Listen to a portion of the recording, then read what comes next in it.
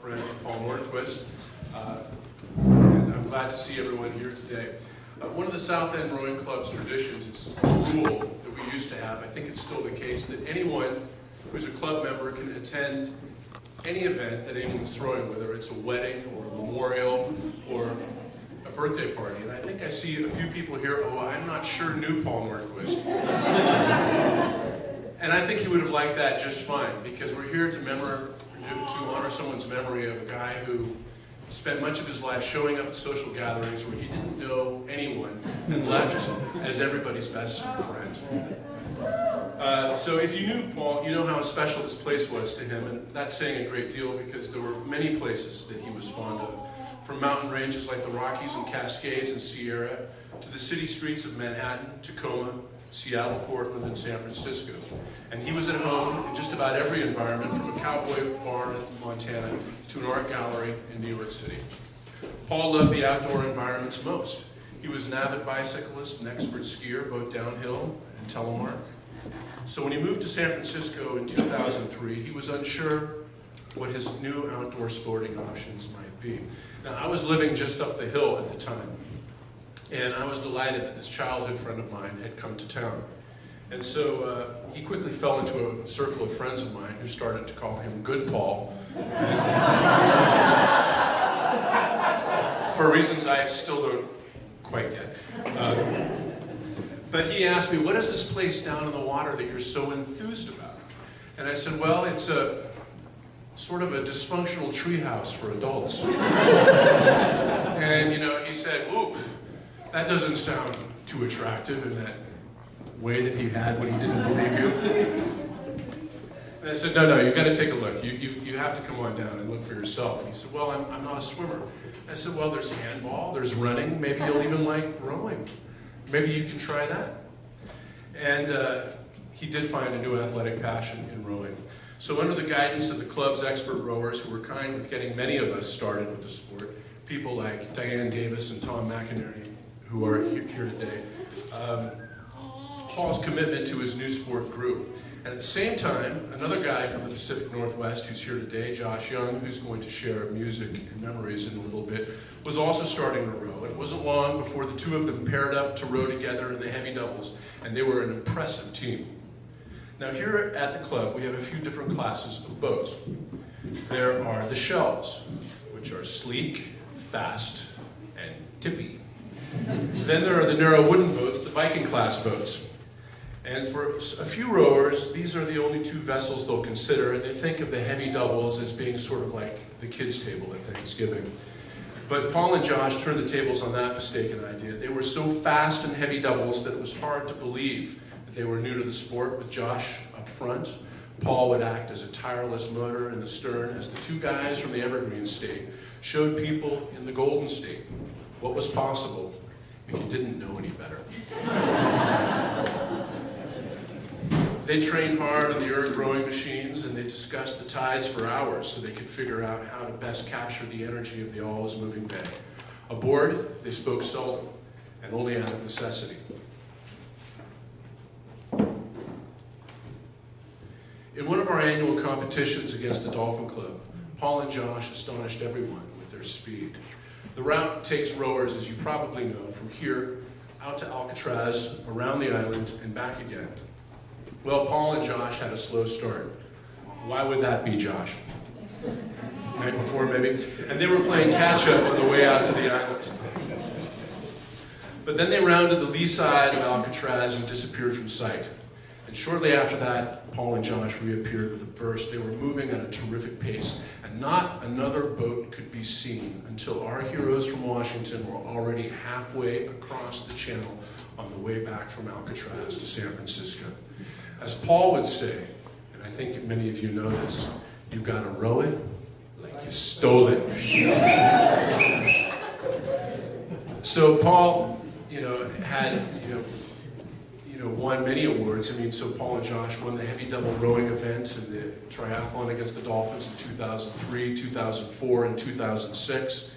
He also came in first place with Jessica, who is our cox today, I believe, in the Peterson Regatta in 2007. Also did that later on with Rory Moore, and with Rory Moore, I believe he won the North American Open Water Championship in a heavy double in 2008. So these are all very impressive accomplishments for our friend. Paul would also often row by himself, going on solo adventures that he rarely talked about unless pressed.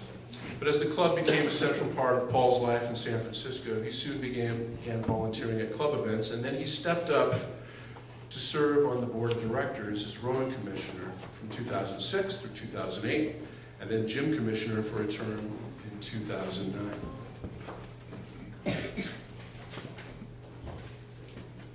Sitting on the Southlands board is not an easy thing to do. Because people in those meetings can be eccentric, cranky, and opinionated. Which makes sense because their constituents tend to be eccentric, cranky, and opinionated. But Paul was almost always able to diffuse volatile situations with his dry sense of humor that would transform outrage into laughter.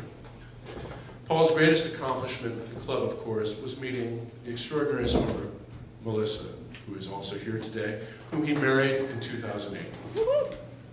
In the most South End fashion possible, he proposed to her off Fort Mason, he in a heavy single Whitehall-class boat, she in the water. His notes in the comments section of the logbook simply read, "She said yes." So while we can and should revel in Paul's achievements and contributions here, I think what everyone will most remember was Paul's character and disposition, which made him a friend well worth having. We remember the way he managed to combine quick wit with kindness. We remember his easy sociability and unaffected modesty. We remember his vast knowledge about a great many things: music, politics, sport, history. We remember how he managed to almost always be charitable towards difficult people, and how he enriched the way we felt anytime we interacted with him. All of these things made Paul irreplaceable.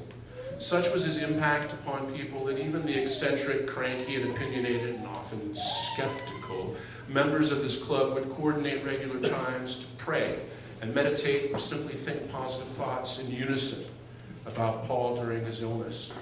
We all hoped that somehow our love for him might bring that miracle about, because it seemed inconceivable Paul could fail to defeat the disease he and Melissa were fighting, no matter how great the odds were against him.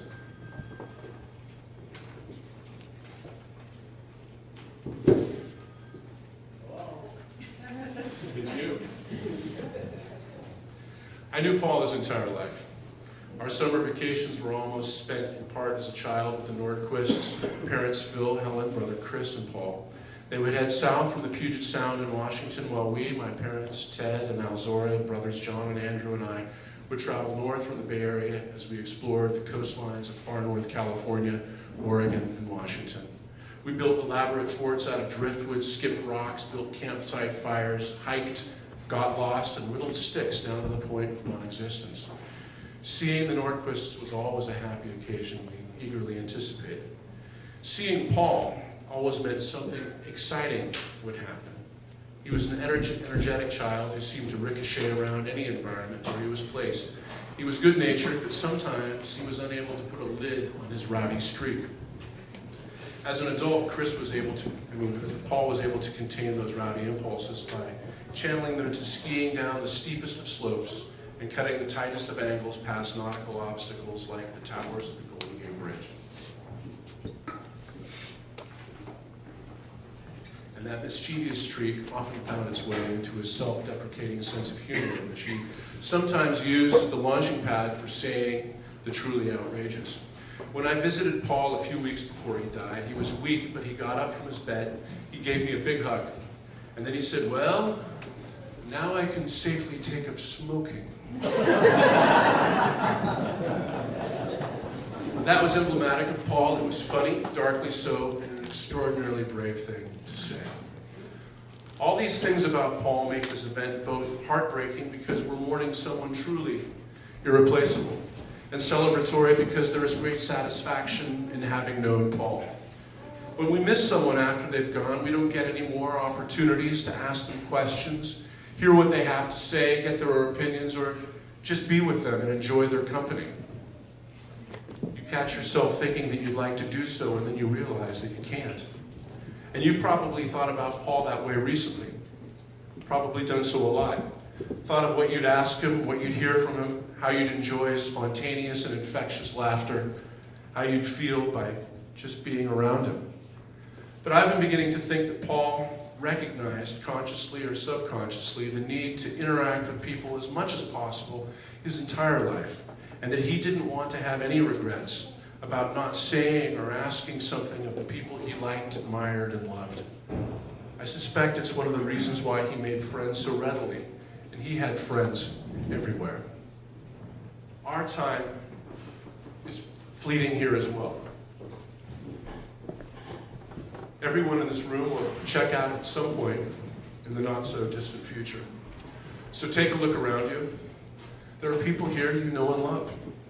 There are people here you should know and will come to love. There are also people here you may not ever love. But they probably have something to offer too. And if Paul was here, he would find out.